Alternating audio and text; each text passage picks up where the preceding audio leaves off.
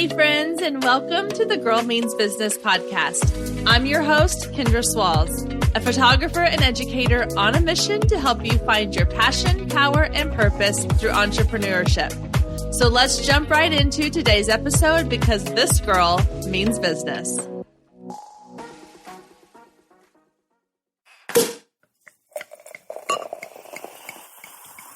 Hey guys, and welcome to episode 101 of the Girl Means Business podcast. Today, we're talking all about social media strategy. And I'm about to say something you're probably going to hear a lot in the next few months. And that's that today's guest and I met on Clubhouse. In fact, I think it's pretty safe to say that we are Clubhouse besties. Katie, Brinkley, and I both signed up for Clubhouse around the same time. And we found that we were in similar rooms pretty often. We connected through Instagram DMs and have become really good friends ever since, fully supporting and cheering each other on in every step of our business. We've learned so much about each other, and it's kind of scary how similar we are, living identical lives in different cities. It's also a testament to how powerful this Clubhouse app is. Now, if you're not familiar with Clubhouse, let me explain a little bit about how it works. It's a new social media platform that is completely audio-based. So it's kind of like if podcasting and call-in radio shows had a baby, it would be Clubhouse. People go in there and they create rooms around different topics where you can go in and listen to experts have conversations, share value, offer insights. You can also ask to speak and be part of the conversation. So it's less about just being an active listener. You can also participate in the conversations.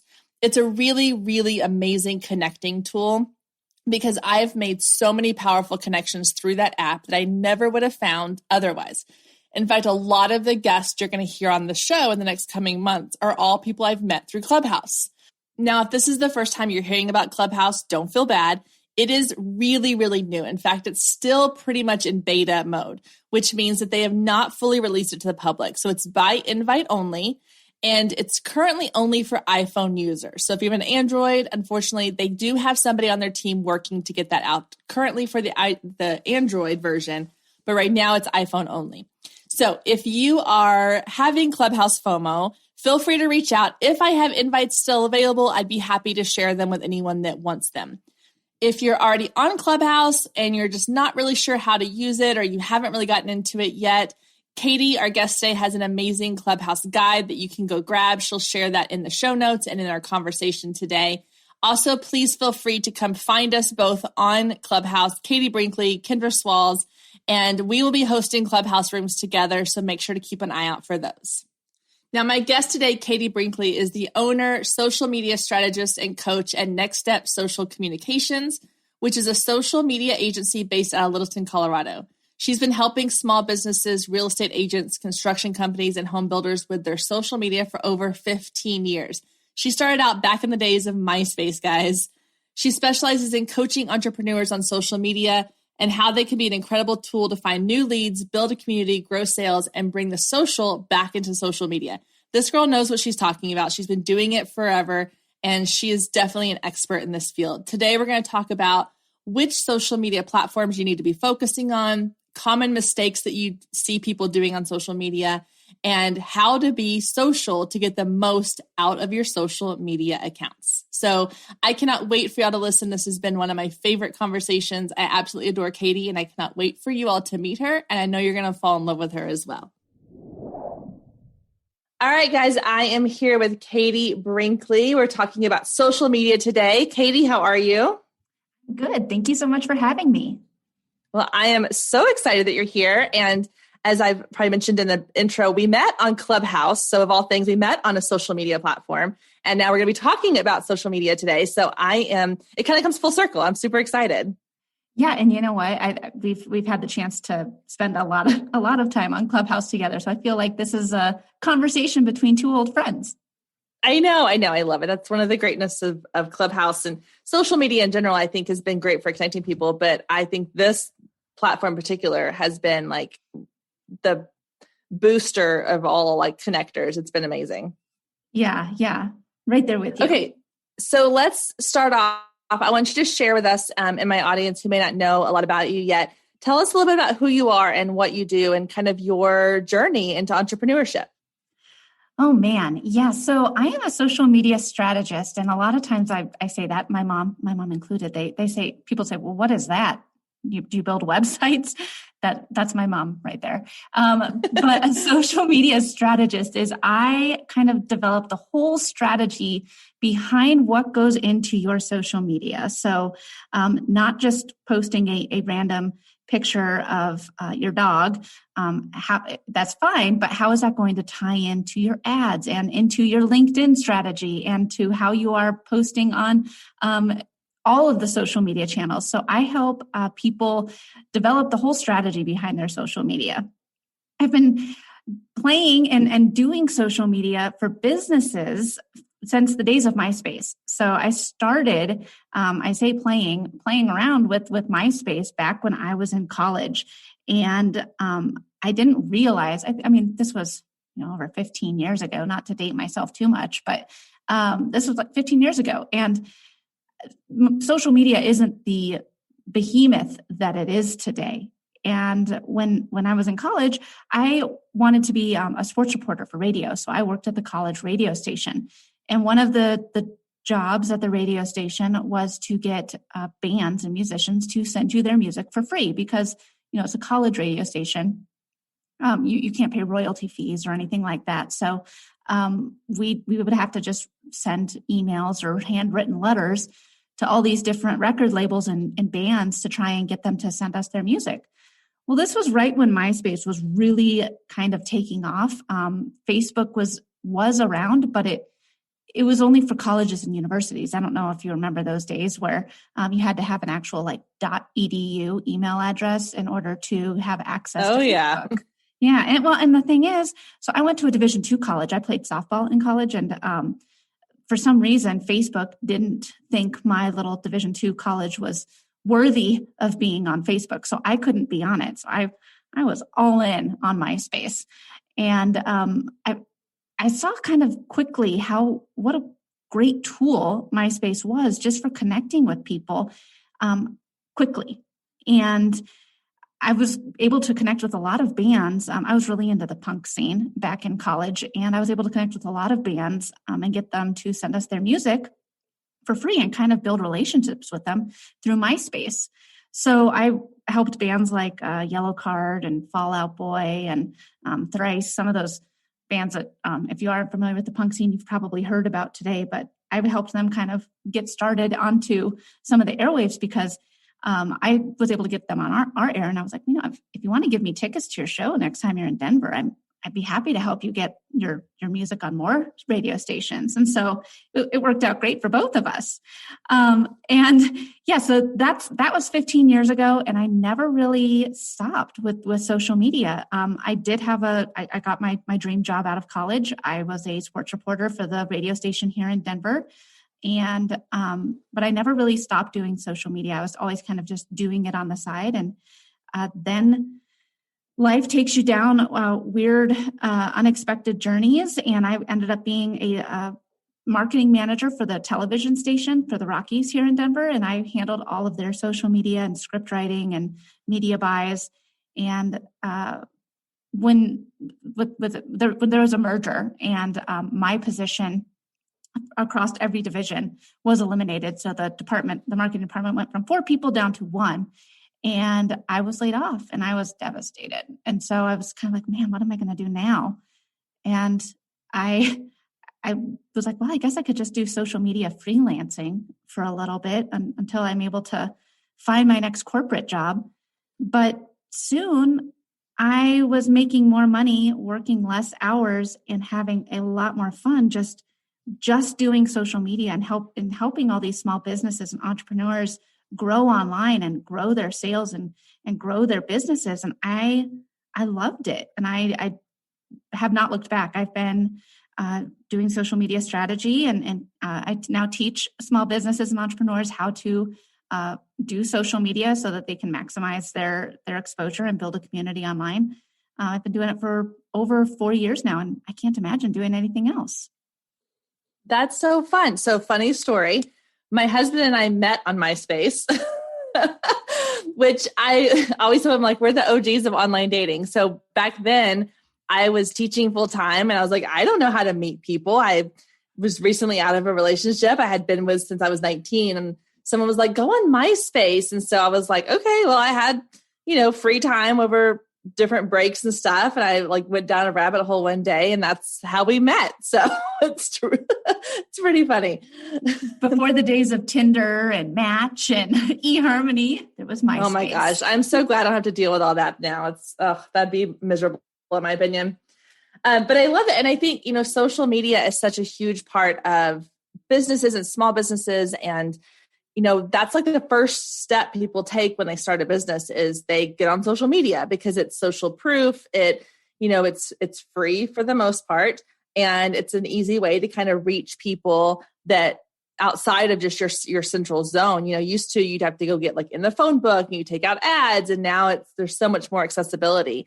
But that also brings on a lot of questions, a lot of strategy, like you mentioned. There's a lot that goes into it that's more than just posting. So I kind of want to start at the beginning of like, what is the sort of the most basic advice you would give to somebody who is like brand new to business, brand new to starting a social media account, or who's maybe trying to like revive their social media and they don't really know where to start. So where would you say is a good starting point? Figure out where your ideal customer and client is. How old is your client? How old are they? Are they male or female? What is your ideal client? Because that changes what social media platform you should go all in on. I think that one of the biggest mistakes I see is that people try to be on every single social media platform known to mankind. And that can get overwhelming. People can get discouraged. And when you're trying to talk to everybody, you're just going to end up being white noise. So I think that when you're just starting out, start where you think your ideal client and customer is and go all in on it and be awesome on that platform, giving them value and just trying to be really, really clear. And from there, after you've started gaining confidence, then you can add in another and another and another if you have time. I think that is one of the things that people get discouraged on is because they're trying to post to all these different social channels and they're just copying and pasting the same exact content onto each and every one. And while that can be okay, give people a reason to follow you on each channel. So I think that someone that's just getting started, figure out where your ideal client and customer is, and then develop a consistent strategy behind your posting. If you are a business or a creator account on Instagram or on Facebook, if you have a Facebook business page, you can see so many insights by having your account set up as a business. You can see how old your audience is. Are they male or female? Where do they live? Are they all in the United States, or what city or what state are they in? Are they all in Denver, or are they in Denver? And then your number 2 city is LA or something. Like, okay, well, that's interesting. You can get so many insights from the people that are following you that it's one of those things where you can just really tailor your content and your messaging exactly for your audience. And I think that that's the biggest thing, that a lot of people just try to be on everything and posting a ton, when posting 3 to 4 times a week, but just making sure that you're posting when your audience is on and that you're speaking directly to them. That's what's really going to help you. Oh my gosh, that's so good. I know for me, like when I first started, I started off with a photography business, and Instagram was not really a thing at the time. And I think it was like pretty new when I first started but like Facebook was where everybody was. And so everybody started was like Facebook, and then it was create a Facebook group. And then it was, all these different things. And then Instagram came along, and Twitter and TikTok and I don't even know all the other ones that are out there, and LinkedIn, things like that. And I remember thinking like, okay, one, like my brain does not work well when I go in 5 different directions. And so I just kind of naturally was like, I'm too old for all this. So I was like, I just need to pick a lane and stick with a lane. And I went with like Facebook and Instagram. But even now I'm realizing, and especially since I've kind of transitioned over into, like the business education and the podcasting and things like that, that Instagram is more my lane. And I remember for a while trying to sort of make myself use Facebook more. And I was like, I should start a Facebook group because that's what everybody's doing. And it wasn't fun for me. I didn't enjoy it. I didn't feel like my audience connected with me there the way they were on Instagram. And so I was trying to fit, that square peg into a round hole. And I finally was like, forget it. I've got a limited amount of time every day that I can focus on my work, and I need to make sure I'm being really efficient. And so I think that's super smart, like picking your lane and going with that, and like making sure that you're all in one place and that it's the right place for your business is like genius. That's probably one thing I would go back and tell myself in the earlier days. Well, and that's the thing, is like it can get overwhelming. Not everybody wants to be like me and make a career out of posting stuff on social media. I mean, that's not why they decided to be an entrepreneur, unless you're someone like me. But I mean, it's just one more thing that you're having to kind of worry about. If you know that your audience is, 35-year-old women, and you are a home organizer, you need to be spending a lot of time on Instagram, because that's a big demographic, and whereas if you're, I don't know, a man in your 45 to 50s, and you're trying to sell mortgage or real estate, maybe, that's where, if you want to have a lot of male followers and stuff like that, that Twitter would be a great spot for you. So, I mean, think about who your demographic is and make the content specifically for them. And you're not going to be worrying about having to, post on social media all day, every day. Like it's not as stressful, and you'll get discouraged and get wiped out and then end up not doing anything at all. And consistency is so important, especially when you're just getting started. So I think that biggest advice would be just to go all in on one. And then as you start to feel more comfortable, then you can start adding more social media platforms if you want to. Well, I think it also helps to ask your audience. I mean, like not your audience, your actual clients. So if you, like for me, I think back to my photography business, and I started asking in my like contact form, how did you find me? And I really started paying attention to that. And like nowadays, I would say 80 to 85% of my clients find me through Google, not through Facebook or Instagram. Now they may go to my Facebook or my Instagram for, social proof or to see portfolios, all that kind of stuff, but they find me through Google. So I don't want to spend so much time devoted to my social media. I mean, it needs to be an important part of it, but if your audience is telling you that they're finding you on Instagram, put all your energy on Instagram.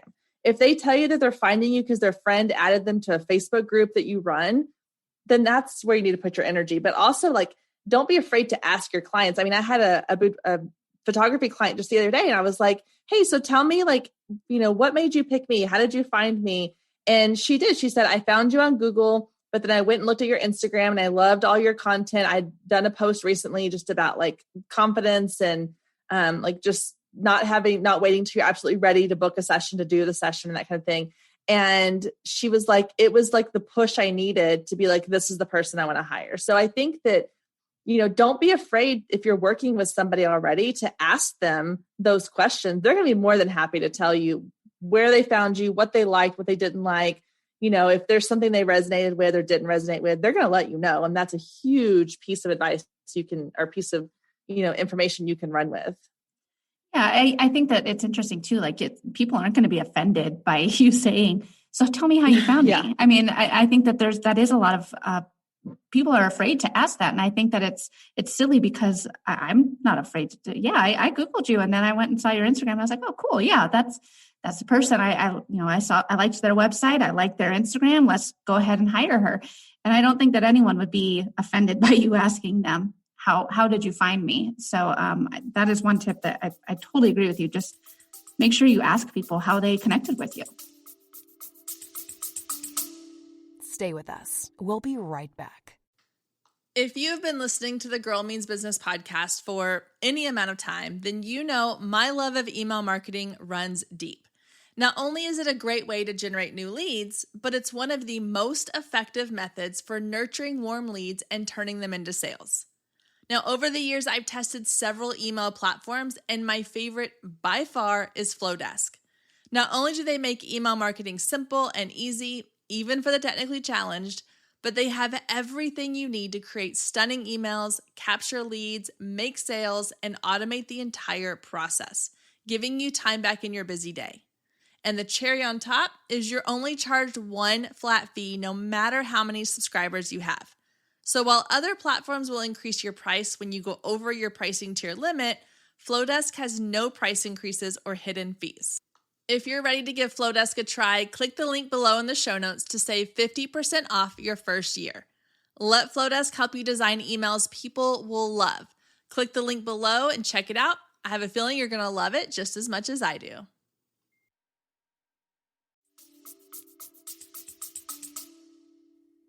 Yeah. Okay, so let's say that someone is like, okay, I'm all in on social media. Let's just kind of go with Instagram because that's what I love and that's what I'm comfortable with. So let's say someone's like, okay, I'm all in on Instagram. That's where I focus my business. But what do I do? Like you mentioned in the beginning, like don't just post a picture of your dog. It needs to, add value or do something connect with your business. So what kind of content should people be putting out on social media? So I like that you chose Instagram for us to just focus in on, because otherwise it would be way too overwhelming to try and explain strategies for each of them. So if you think about Instagram, there's 5 different ways that you can post on it. There's the grid or the feed. There is Instagram stories. There are Instagram reels. There's IGTV. And then there is IG Live, so Instagram Live. So there's 5 different ways for you to connect with your audience just on Instagram. And if you want to be successful on Instagram, you are going to need to show up in all of those different avenues at some way throughout the month. So if you're not familiar with what an IG story is, that's like it's a 24-hour 15-second video or a question sticker or something that you can publish. Sometimes people aren't even going into the feed anymore. They're only hanging out in Instagram stories. So you need to make sure that you are optimizing that feature, because it is a great way for you to show up authentically with your followers and with your audience. The feed is great. I like to consider the feed as kind of like your gallery where you can showcase the best of the best and kind of consider it like a little mini website. I mean, like you said, Kendra, one of the ways that your client found you was because she saw your website and then she went to your Instagram feed. So it was kind of a compliment for what you do and kind of showcasing your gallery of this is who I serve and this is the proof and this is what I offer. So, I mean, having your Instagram feed and grid just kind of be that showcase is a fantastic strategy to just show your best of the best. I know that some people follow Gary Vaynerchuk, and he says to post like, I think 9 to 12 posts a day, which that's ridiculous. I don't have a team of 20. Yeah, I don't have a team of 20. And I'm sure that a lot of small businesses do not have a team of 20 to try and repurpose one piece of content 20 different ways every day. But I think that if you just show up 3 to 4 times a week and provide value in your feed, showcasing what you do and who you serve, that is going to resonate and help you build your audience. So think of the feed that way. Think of stories as just kind of a way for you to showcase you and what makes you different and what makes you unique, because that is how your audience is going to build that trust factor. They're going to learn how to know, like, and trust you through your stories because they're going to see you showing up authentically. And then there's the new reels, which Kendra, you're killing it with reels. I love your reels. They make me laugh. But that's the thing is reels. That's the TikTok kind of copycat. And if you're not optimizing reels right now, you need to start. They're 15 to 30 second videos, short form video, and you can talk in them. You can dance. You can point. You can be silly. You can be serious. But they are getting 45 times the reach right now that any of your other posts are. So if you're not utilizing reels in some aspect, you need to start, work it into your social media strategy to do 1 reel a week or more if you can. But you need to start thinking about ways to use reels. And then there's IGTV and IG Live. So Instagram Live is basically what it sounds like. You go live on Instagram and you can invite another person that you follow to join you, and you can have like a live video. And then there's IGTV where you can upload longer form video. Anything longer than 60 seconds can be uploaded to IGTV, and you can have subtitles in it. And this is a great way to just kind of showcase, like if you have if you're a real estate agent and you want to show like a full Matterport tour of a property, or a longer video tour, that's a great way to showcase long form video. Okay. So while you were talking, I was pulling up my Instagram because I wanted to kind of like real time explain. You mentioned like the reels and like how valuable that's been, because I've been heard it explained in a way that's like reels is how people can find you, because you're going to get a much broader reach. Like it's not just going to be to the people that follow you. It's going to kind of go out to the masses. And then stories is more like connecting with the people that already follow you, just like kind of your feed. I mean, they can still find you if you use hashtags and locations, all that kind of stuff. But I think reels are being pushed out to more of like the broader audience, or, the people who don't follow you already, than any of your other content. So I was going in to look and see. So my last post that I put out on Instagram, it had 278 views. And then the last reel I posted, which was less than 24 hours ago, because the post to my feed I put out on Friday, today's Monday, it's had 278. The last reel I did was just less than 24 hours ago. And as of right now, it has 458 views. So almost double the views.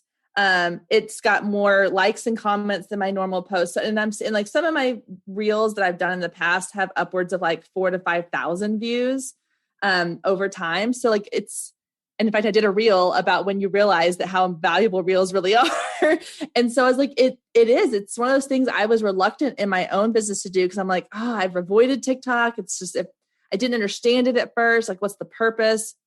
And once I started consuming them and realizing like, you can use it to be fun and creative, but you can also use it to give value and to connect with your ideal client. Like my ideal client are particularly moms running a business. So if I can talk about mom life stuff, then, like my most watched reel is the one about like reality of working from home versus like the Instagram expectation of working from home.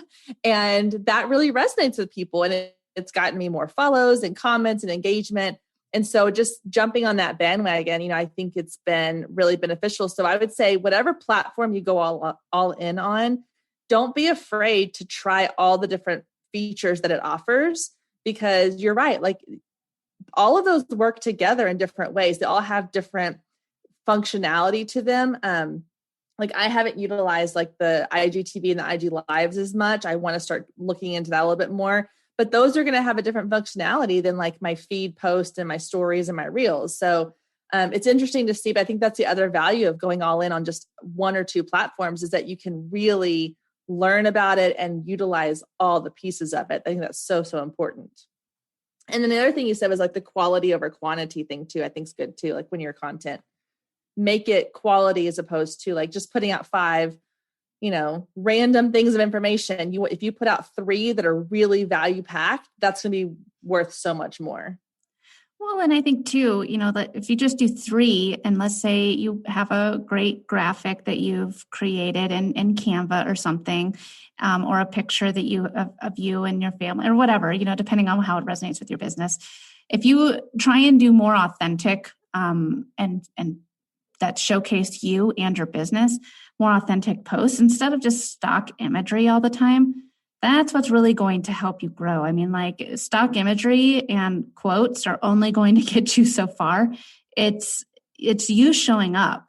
I mean, that's one of the things about social media that I think a lot of businesses, I misunderstand is that they think that, okay, well, I have to post a lot and I'm going to post this, and this, and then this picture of, of stock image of a chiropractor, working on someone's back. It's like, well, no, if you're a chiropractor, you need to be the one in the picture, because then people are going to be like, oh, okay, so he's the guy that would be helping me when I'm, when my back hurts. So I think that just getting used to the idea that you are the business, you are the brand. And if there's going to be people out there that don't like you, and just, it's just like real life, but you are going to find your tribe and your people when you continue to show up. And whether it's through stories or through reels and through your grid, just as long as you show up authentically, that's what's really going to help you grow. Stay with us. We'll be right back. Hey photographers, are you ready to make 2024 your best year yet? Growing a business is tough. You're following all the successful photographers and experts, soaking up their best advice and downloading all their free guides, trying to replicate their success only to come up lacking, blaming yourself when their methods don't work for you. But the truth is, it isn't you.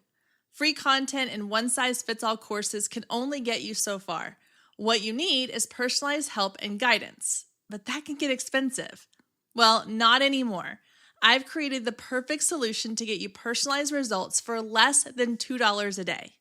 Introducing the Focus Photographer Lab, a one-of-a-kind coaching membership that gets you one-on-one results for a fraction of the cost of traditional coaching.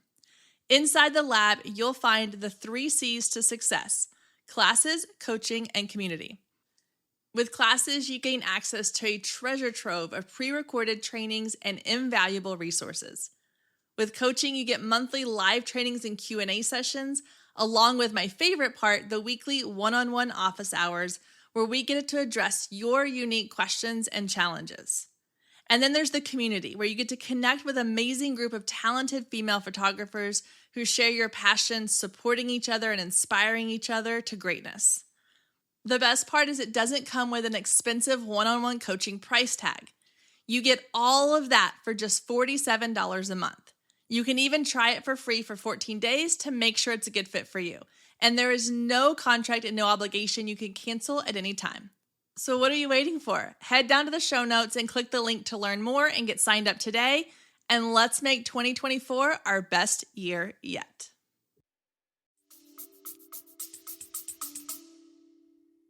Yes, I love that. And I started implementing the idea of like putting myself on my feed. You know, for a long time, I was the person who was like stock photos because I don't want to put my face out there. Like I'll put my face in stories, but I was not comfortable putting on the feed just because, you know, insecurities and like, I don't know, all the things that we as females and business owners are nervous about.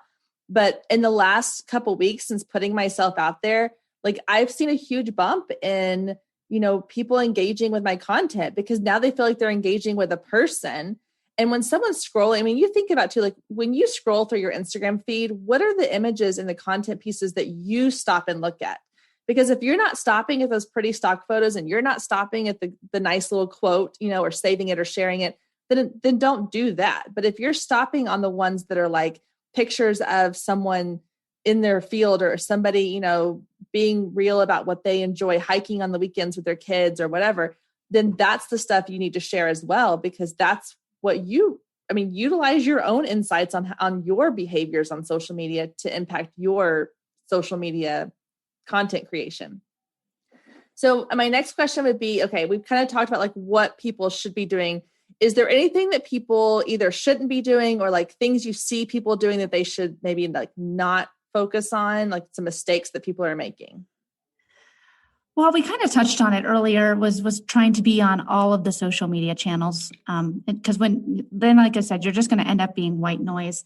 But that's probably the biggest mistake. But I think another consistent mistake that I see is not actually being social on social media. So, I mean, social media is called social media for a reason. And if you are just out there and you're posting all about yourself and what you sell, that's kind of like being stuck at the dinner party with your, you know, neighbor's uncle who, you know, corners you and just won't stop trying to sell you car insurance or whatever all night. So, I mean, you have to think about like, okay, well, if you're at a dinner party, you're not just going to walk up to a stranger and start trying to sell to them. You know, that you'd be the annoying guy in the room if that happened. How do you typically start on social media? It's by having an engaging conversation, getting to know each other, telling them about what you serve, but also listening to them and hearing about what they like and trying to match what they are looking for. So, I mean, I think that's one of the things that a lot of people do wrong is they are just constantly selling on their social media. And that's great if you have a sale, or it's great if you are trying to fill some spots in a coaching program or whatever. But I think that if you also try and push out value and teach people about different aspects of what you know, people are going to really value that. And they're going to come back to you and appreciate that. I think also too, people will post something and be like, all right, done. I posted, the picture with the caption and the hashtags. I did it. I'm done. But that's only part of the battle of being on social media, especially Instagram. If you want to do better on these social media channels, you actually have to be on them, engaging with other people, commenting on their posts, liking them, sharing them, and building relationships, following people. So I think that, you can't just post something and then walk away. You do need to stick around and actually engage on the platform, because if you do that, that will help you in the algorithm and help more people of your followers and people with the hashtags that you've used see your content. Again, I think that it's a problem that a lot of people that are unfamiliar with social media have, is that they, especially in the real estate market, which is the typical kind of clients that I work with, is they'll post a lot of like just listed, pending, just sold, and then that's it. And then they don't engage on anybody else's stuff. And they're like, oh yeah, well, social media doesn't work for me. Well, I mean, are you going through and learning about the people that are in your community and liking their posts and commenting on them? Because why is someone going to like yours if you never comment on theirs? So the more you try to establish a little community on these social media platforms, the more you will see growth. Oh my gosh. I want to be like, amen. I love it. It's so good. Yes. I love it. Like the don't post and go. I think, so I use a scheduler for mine. I use Later, but one of the things I make sure is that when I get that little notification that pops up on my phone that says like your post has been published, or sometimes I have it like just tell me I need to go in and publish it manually, especially if it's like a carousel thing. But I will make sure that within the next 5 to 10 minutes, I try to go in and respond to anybody's comments if they make comments, or if even go in and like look who's liked it and then go like some of their posts or comment on their things. Because again, think about like, what would you appreciate? I mean, if you think about like the people you follow, if you were to leave a comment and they were to comment back to you, how would that make you feel? Like that makes you feel great. Like there are other people who are, in my opinion, like way above where I am in business, but I go comment on their things. And when they comment back or they like it, or I'm like, or even if it's just simple, like thanks, or if they actually give me a response, I'm like, oh my gosh, they took the time to talk to me. And so be that to the people following you as well. I think that's such good advice. Definitely. Well, and okay, I think too, just one more quick comment on that. I was going to say with the commenting, that is, that's one of the best things for the Instagram algorithm. So saving is tops. If people save your posts, that's what boosts you in the algorithm the most. But commenting is number 2. And so what I do is I try and spend like half an hour every day, which I don't expect everybody to do this, but I have seen great results by doing it, is spending a half an hour every day commenting on posts for people that are in my avatar, my ideal client avatar. I spend half an hour commenting on their posts, and it can be something simple like, hey, yay, congratulations on selling that house. Just something simple, because by me doing that, I'm helping them in the algorithm. I'm helping more people see their post. But 2, it's creating a new connection. That person might come to my page and I'll be like, oh, who's Katie Brinkley? And come to my page and be like, oh, wow, she's a social media person for realtors. I want to follow her because she does great tips. So you never know what's going to happen. It's a great way to help someone else, but you never know who it could be that follows you back and then wants to potentially do business with you later. Yes. And I think you mentioned like the 30 minutes. That doesn't have to be this great big thing. Like you can do it sitting in car line waiting to pick up your kids, or like the other night, my daughter had like an hour and a half long basketball practice. Well, I can only watch, I love watching my kids play basketball. Don't get me wrong, but I can only watch them run drills for so long before I'm like, oh my gosh, pick up my phone. And then I just go through whenever I have, it doesn't have to be like, okay, from 10 to 10:30 every morning. It's fit it in 15 minutes here, 15 minutes there.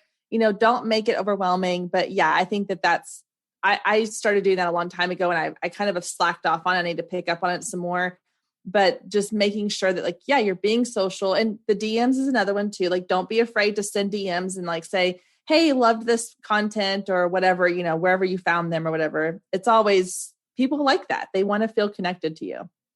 Well, and I think too, you said, that you use a scheduler. And so when you use a scheduler, that is what will allow you to be like, okay, I have 30 minutes now that I just am going to engage every day, because you've set aside the time to build out your content for the week or the month or whatever. And it's done. The hard part's done. Now is the fun part where you can just be social and enjoy the feed for all that it can be, and comment on people's posts, because you know that your posts are done. They're ready to go. They're going to go out automatically, or you're going to, publish them manually at a certain time, because you're going to get that little notification, and you're going to feel like you've gotten so much of your life back, because you're not trying to panic on the fly and be like, okay, it's time to sit down and post something to social media. What am I going to say? And then now I have to spend 30 minutes engaging. Oh my gosh. Okay. So now I have to move this meeting. I mean, using a scheduler is so important, because it will allow you that time to just, like we've been speaking about, just be social on it and engage. Yes. Oh my gosh. So great. All of your information has been so helpful. Thank you so much for taking time to do this. So tell everybody where they can find you, how they can get a hold of you. If there's anything you want to throw out there for them to go check out on your website or your social media, all the things, how do we find you? Awesome. Yeah. So I am on lots of the social media channels. LinkedIn, I'm on at Katie Brinkley. You can find me on Instagram at next.step.social. And I'm on Clubhouse. You can find me at Katie Brinkley on Clubhouse. I try and host one room a day, but I'm always kind of popping up into different rooms. And Clubhouse has kind of been my jam. I actually do have a free guide for people that are trying to learn more about Clubhouse. If you're new to the platform, or if you are waiting for your invite, if you're an Android user or you're still an iPhone user that has not gotten an invite yet, I have a free guide, and it is available at katiebrinkley.com/guide. And you can check it out there. Oh, that's perfect. I'll add that to the show notes, so we make sure we have a quick link where people can go and download that. So thank you, Katie, for joining us today. I appreciate it so much. And I'll see you around Clubhouse and Instagram, and we'll just stalk each other all over the place. Sounds good. Thank you so much for having me. Thank you again to Katie for taking time to chat with us today. We had such a fun conversation, and I know that a lot of you have said that social media is a topic that you want to know more about. You want to hear more episodes on. So don't worry, I've got a lot more social media tips and tricks coming for y'all in the future. So make sure you subscribe to this podcast so that you get notified when new episodes go live each Wednesday. And if you are on Clubhouse, make sure you are following Katie and I, and that you hop into our rooms when we have rooms together or separately. We are on there quite a bit. I know Katie especially. So make sure you give us both a follow. If you want to learn more about Clubhouse, she has her Clubhouse guide, or you can send either one of us a DM, and we'd be happy to chat with you and share invites if we have them. All right, guys, that's going to do it for this week's episode. I hope you have a wonderful week. I will see you back here next week, same time, same place.